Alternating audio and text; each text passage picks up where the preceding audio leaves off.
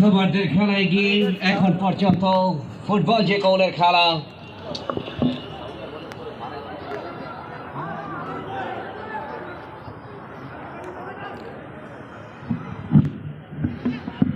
খেলার ফলাফল বাংলাদেশ জাতীয়তাবাদী ক্রীড়া দল 0, প্রতিপক্ষ মোহামেডান মাস্টার্স 0।